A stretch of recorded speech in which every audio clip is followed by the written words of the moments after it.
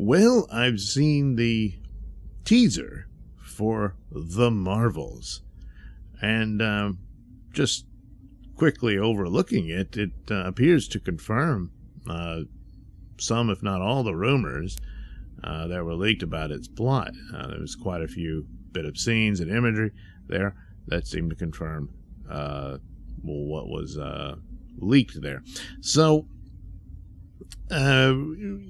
right off the bat, the main structure of it is this business of them switching places with one another, which you're already ready for, because that's how the Ms. Marvel show ended. And boy, you've been on the edge of your seat since you saw that.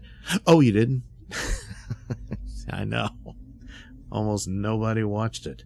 And it's too bad, because the odd thing about it, objectively looking at it, it's the most competent and best show of the MCU Disney Plus shows.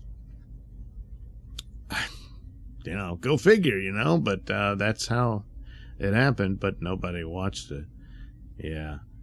Then there's, of course, Monica Rambeau, who was introduced in the WandaVision show, which was sabotaged because they suddenly realized that Doctor Strange was a white male, and that he was a big part of the plot for that show, so they had to take him out, but they didn't really have anything to replace it with. So poor Monica Rambeau ends up feeling sorry for the woman who tortured all those people in that town.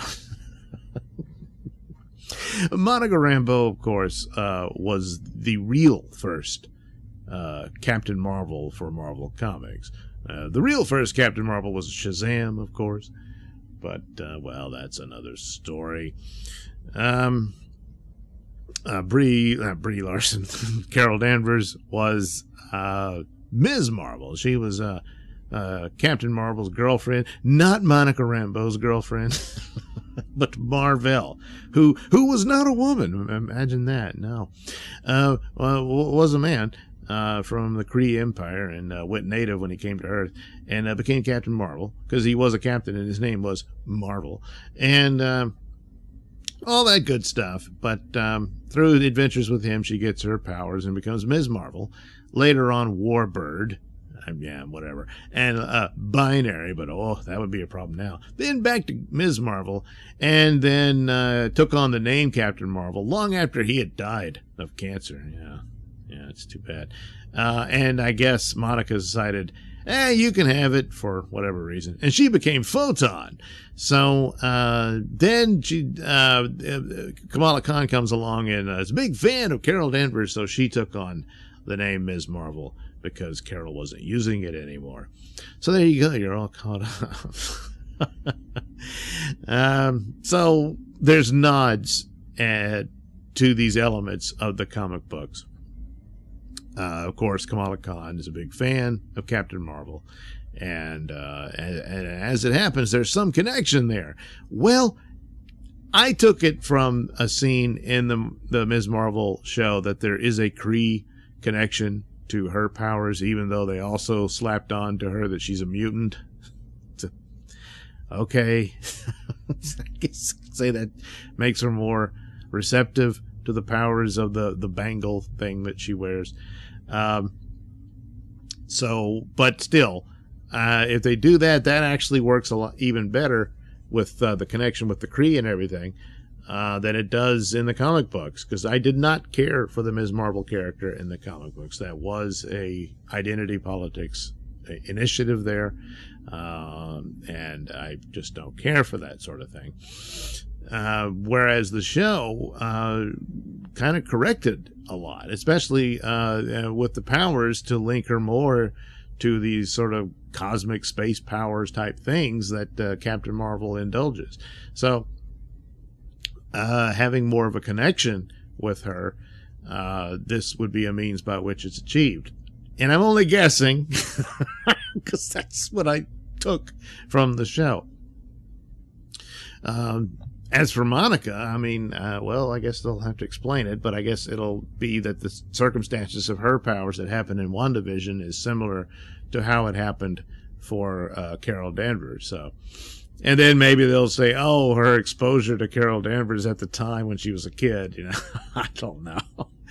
But they're switching places, and that's also a nod to the old Marvel comics, because Marvel had a sidekick called Rick Jones. Now, Rick Jones had been the teenage sidekick to the Hulk originally, then Captain America, and eventually Captain Marvel. And there was these bands that Captain Marvel had, and when they clicked them together, he would disappear into the negative zone to be replaced in the regular universe by Rick Jones, and they would switch places all the time, which was a nod in and of itself to Billy Batson becoming Captain Marvel by saying Shazam. So, see how it all comes together.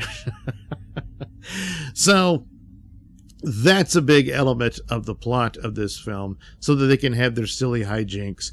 And, you know it's going to be silly, because jokes and humor, they believe, still is the secret sauce to the MCU's success, despite all the recent failures. Because something like Thor: Love and Thunder cluttered that thing with so many jokes that it just drove people away, especially when you consider the very serious nature of the story of Thor reuniting with his girlfriend only to find out she's terminally ill. Yeah, but they were too busy making fun of everybody. Yeah. Now, the Marvels has been reshot quite a bit. That happens a lot these days. Perhaps they fixed it. I don't know. Maybe they cut that scene out where Carol Danvers has to sing because she's on a planet where they communicate through song. Now, granted, Brie Larson, and her first foray in her pursuit of fame and fortune was as a pop star. So maybe she can handle the tune. But, do you think anybody's in the mood for that? Yeah, look, a lot of people can't stand Brie Larson, and some of that's her fault, just her attitude and everything. But at the same time, when it comes to Captain Marvel, it's pretty much not her fault. She didn't write it. It's not her choice that the character was so badly shoehorned into the MCU and then just thrown out there to say she's the best ever. The character has to earn that through the struggles in the story. Really didn't do that. They just told you she was, and you better accept it. Well, it didn't work, and then they just sort of kind of forgot about her, and now here she is having to share her sequel with two other characters and probably hand it off to one or both, you know? So that confirms perhaps another rumor that there was trouble on the set because Brie was upset and apparently didn't get along with the Monica Rambeau actors, Tayona, I believe. And but you know what? That might have helped because there's supposed to be tension between those two characters because Monica is a bit pissed off at Carol for disappearing on her and her mother all those years. So maybe it would help. And poor Kamala is just sort of in between and just like, oh no. And Nick Fury, well, he'll be all right. Maybe this will be a lead-in to his series, The Secret Invasion, I'm guessing, more than likely. Depending on what the schedule is now, I don't know. So, yeah, it confirms quite a few things. I'm guessing there was this character walking around who might be the alien prince that Carol accidentally gets married to. Yeah, stuff like that.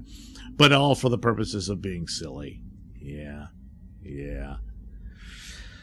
Enough to kick you right out of whatever plot they may or may not have. But again, with a lot of damage done to the brand and no one really paying attention to the stories that introduced the other two characters, even if they managed to fix it into a fairly functional and okay film, it's possible. But it won't matter because probably no one's interested in seeing it. Especially how bad the Marvel films have been. So, yeah, it's just too bad. Because the Ms. Marvel show was not bad. It was pretty good. But that's why it's all so sad, isn't it? Yeah. Oh well, Good luck with that.